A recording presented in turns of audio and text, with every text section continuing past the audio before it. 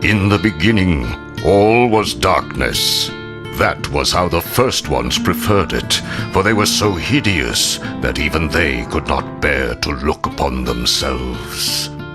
Then came the fire beast, a giant monster of flaming molten iron who roared across the sky like an angry comet. His metal body burned so brightly, it illuminated the world and all its hateful creatures. He was Armageddon, cremator of the sky, and the first ones loathed him because his light forced them to see themselves as they truly were.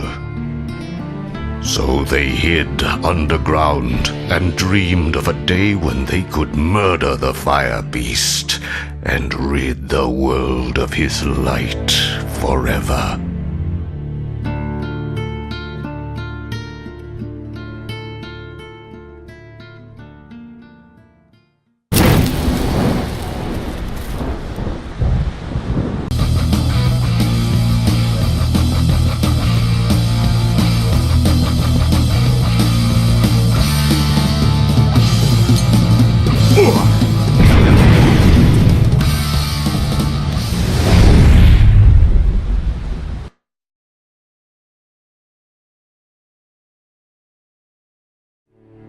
The first ones spent their days feeding from Madronal, the teated tree of drinking.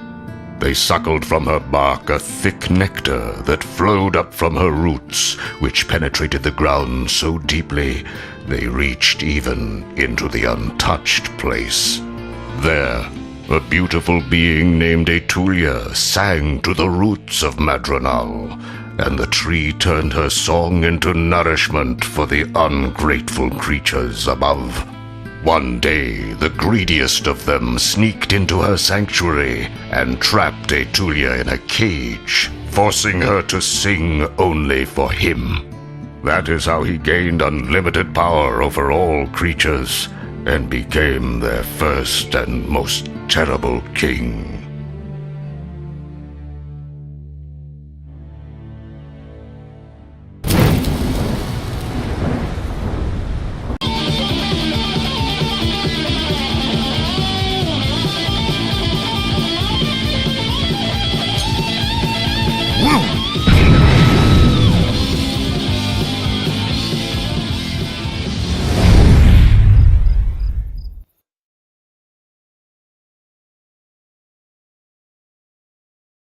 The king used the song of Etulia to lure the fire beast Armageddon to the ground, where the first ones trapped him and tried to douse his flaming body with mud. Rather than be extinguished, the mighty fire beast let out an earth-shattering scream and exploded like a sun. 1,000,000 pieces of his steel flesh shot into the ground, veining it with ore. His fire flew up into the sky and became the sun. There was so much blood it flooded the world, drowning all the first ones as it formed the oceans. His death cry was so loud that it echoes throughout the world to this day. Low creatures felled the god Armageddon, but his death gave the world the elements from which a new era would rise: blood, fire, noise, and metal.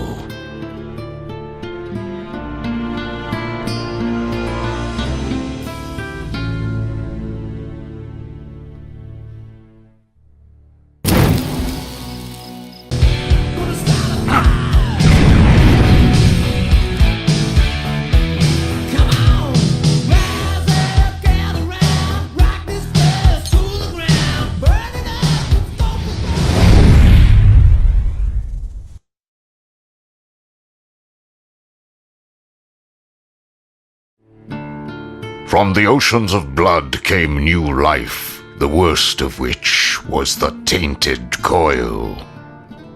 With the twisted forms of the first ones, but the angry power of Armageddon, they were hated, feared, and almost exterminated. Instead, they were saved by a majestic race of titans who inherited the strength and size of the fire beast and the purity and beauty of Etulia. They took pity on the small creatures and adopted them as pets.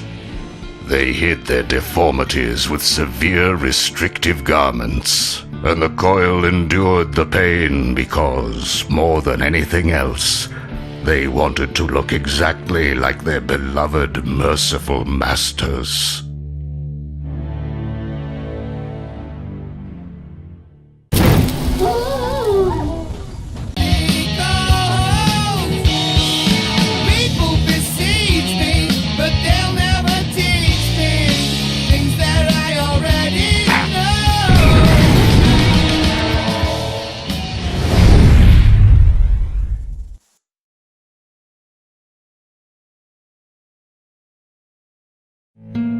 The Titans mined Ormagoden's steel flesh from the ground and found it retained the beast's desire for speed. They forged swords that flew through the air so fast they could not be seen, and armor so light it made their warriors run faster. They made chariots so quick it was hard to find beasts fast enough to pull them, and so they abandoned the beasts and made giant vehicles that moved with their own power. These colossal hot rods were a rolling temple to Ormagoden, forged from his gleaming flesh. They had a fiery engine for a heart that roared with the mighty god's death cry, scattering the Titans' enemies as they carried their civilization across the globe.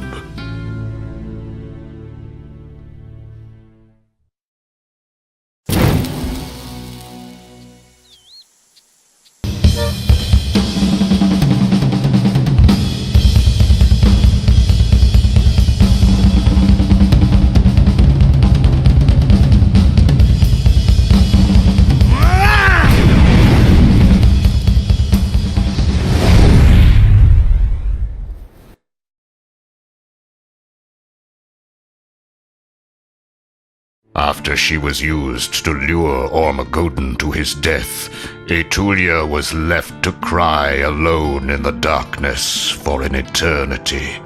She wept for so long, her tears turned into an ocean of pure sorrow, and she turned to dust. Whomever drinks from this ancient sea of black tears is granted some of Etulia's power, but also cursed with her all-consuming grief. Most tear drinkers go mad and destroy themselves and everything around them in a murderous rage. The Titans dropped a mountain on top of the sea to keep themselves safe from its allure. But it is said that through the cracks in the mountain you can still hear Etulia singing, inviting passers-by to come lose themselves in her sad waters.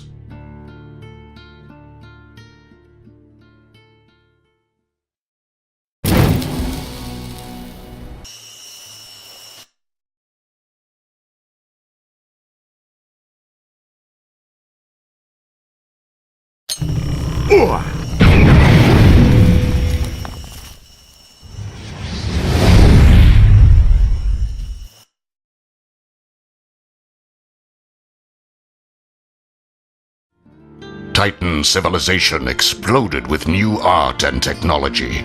Their cities flourished with culture and echoed with the sound of pounding metal as gleaming skyscrapers were hammered out of Ormagoden's flesh and vaulted against the sky. From this collision of artistic passion, invention, and sonic overload, a new kind of music was born.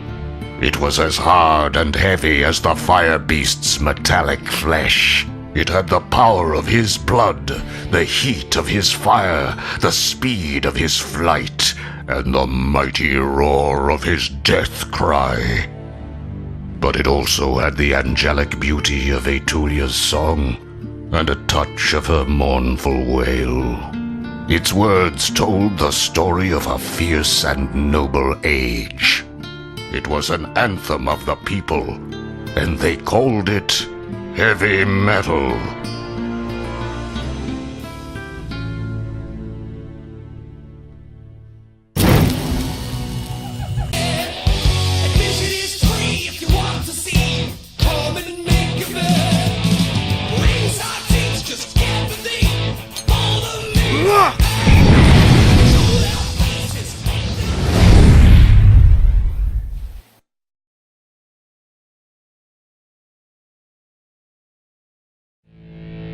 After growing and advancing for millennia, the Titans were giant, all-knowing entities of spiritual perfection who could no longer be confined by this mortal plane.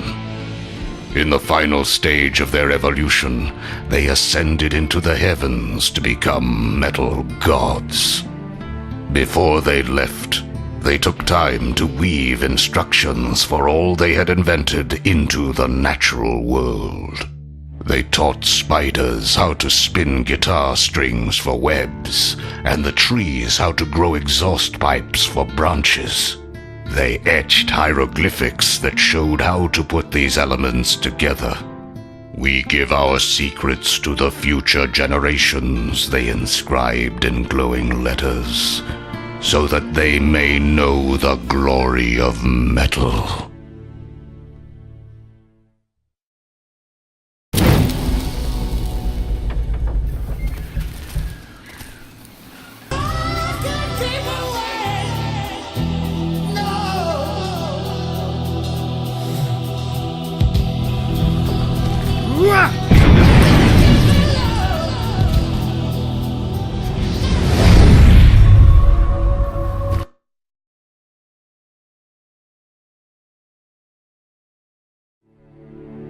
But Tainted Coil never comprehended the Titans' instructions. They were too consumed with their feelings of abandonment and betrayal. How could their masters leave them alone? Where had they gone? They searched the entire world, but the only trace of the Titans they ever found was a single shred of a single nail from a single toe of their old masters. They worshipped the master's nail and tried to reanimate it with dark and bloody rituals. But all they could create was small replicas of the Titans, creatures no bigger than themselves, whose very size mocked the coil's failure. And that is how the Tainted Coil came to create and immediately despise the race of man.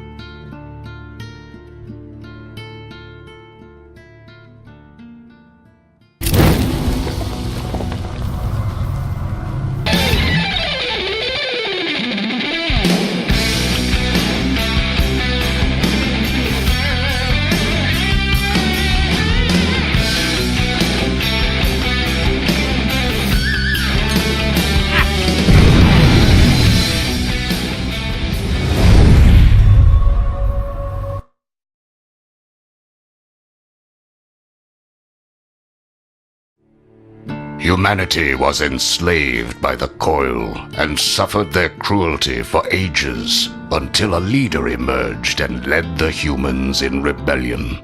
He made them into an army, taught them to make weapons, cars, and clothing from the natural world. The man they called Ragnarok was so effective, the desperate Coil broke the seal on the Sea of Black Tears, knowing the allure and danger it had for humans. Those who drank first, intoxicated with power, renamed their uprising the Black Tear Rebellion. But madness eventually turned human against human and tore the movement apart. Ragnarok never gave in to the sorrow, and he alone survived. His rebellion crushed, he set off on one final mission to assassinate the Tainted Emperor. He was never seen again.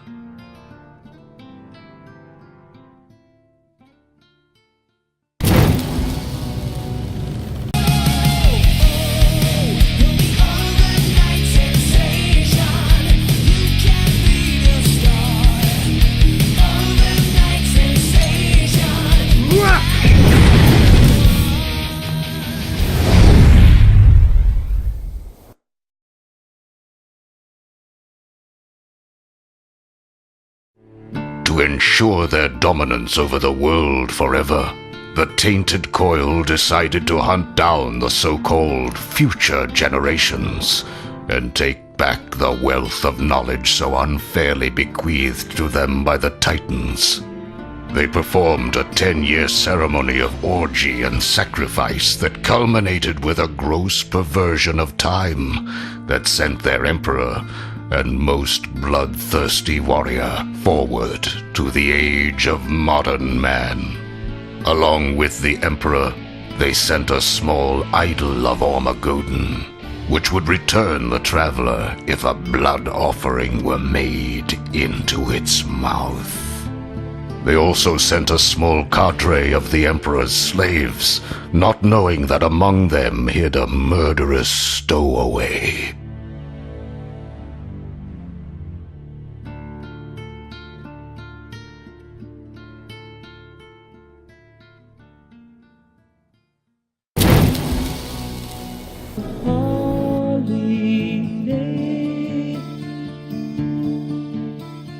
Let me take you far away.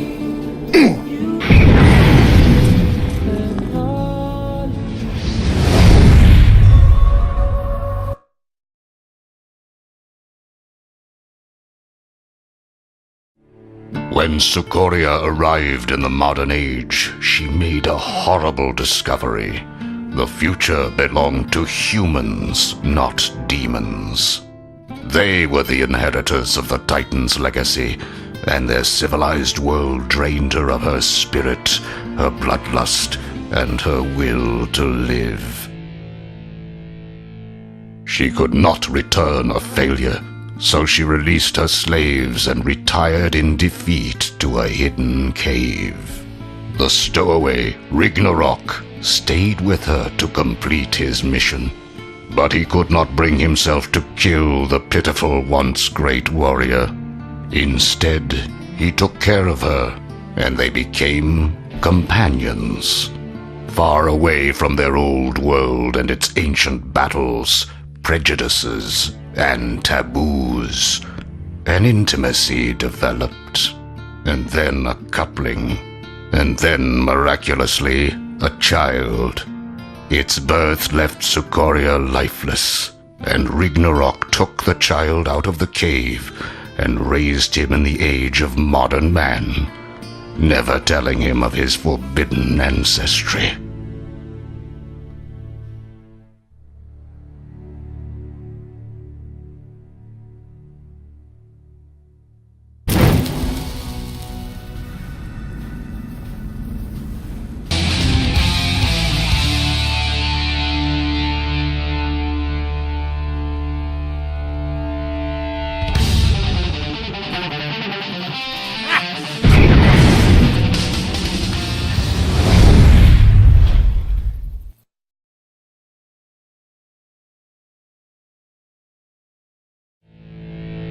Ragnarok lived out the rest of his life in peace, and when he passed, his son Edward found the idol of Ormagoden in his attic, mistaking it for a belt buckle.